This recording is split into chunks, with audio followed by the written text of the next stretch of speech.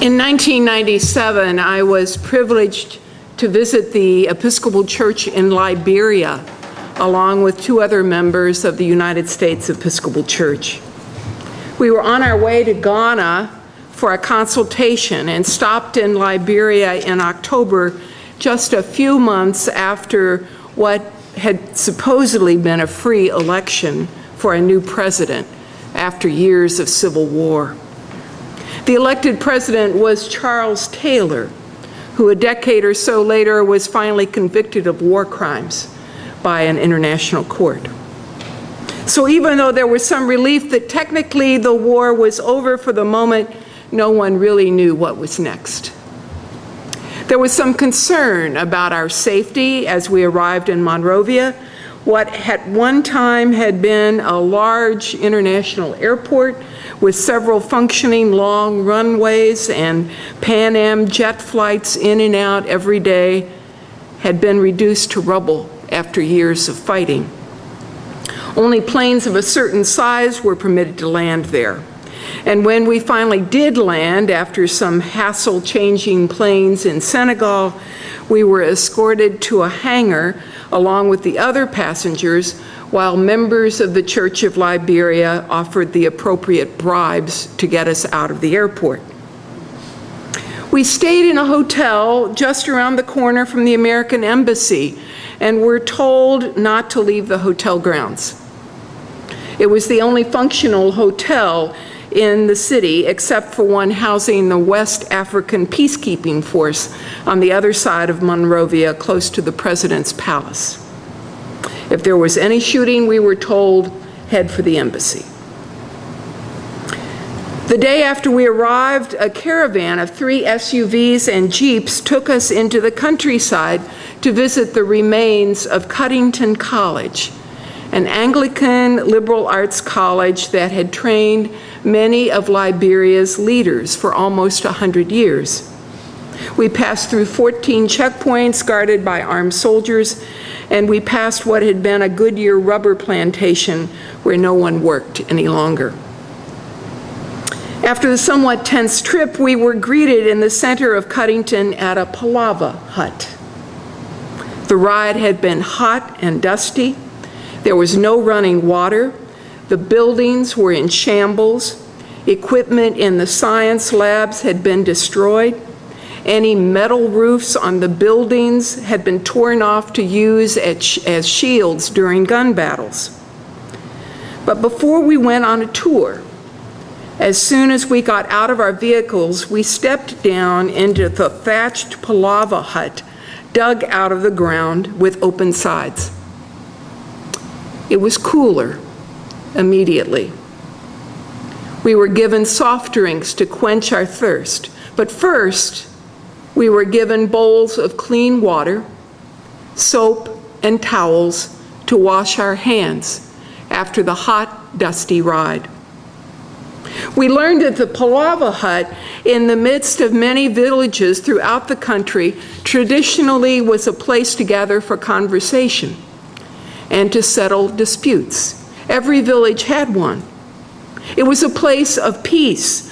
Even there in the midst of the shambles of war, it was a place of peace and welcome. Since that day in 1997, every time I hear or read tonight's gospel about foot washing, I think of that moment on the devastated grounds on Cuddington College when hospitality reigned supreme. The next evening, the night before we left Monrovia, a potluck supper was held in our honor. Of course, there was food in abundance, though how they were able to come by it, I know not.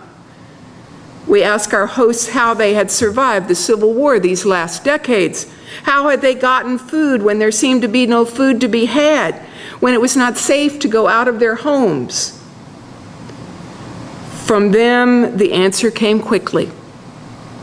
We shared all we had, and we had enough.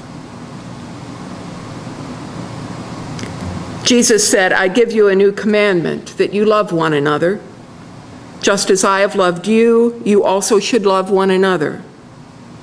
By this, everyone will know that you are my disciples if you have love for one another.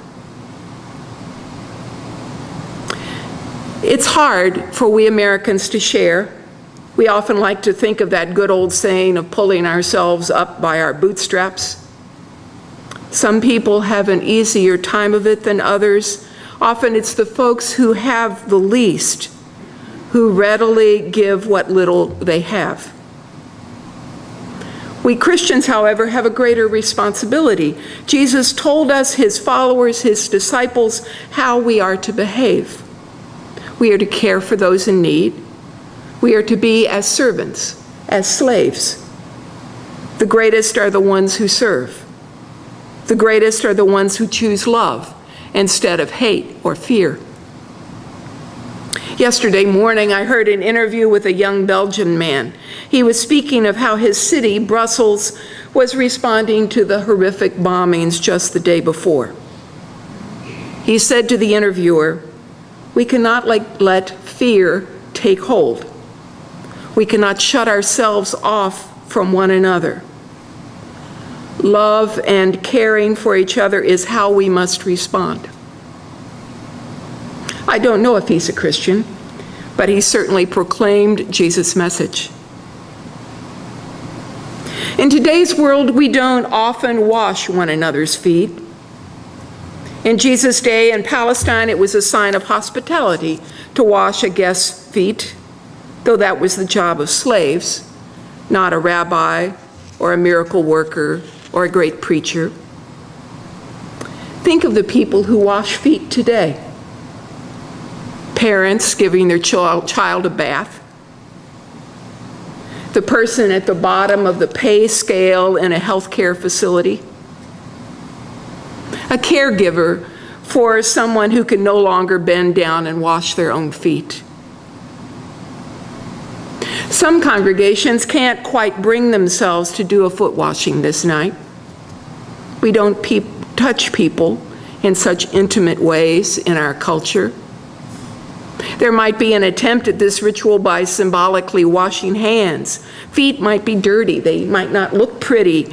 Perhaps they're misshapen by disease.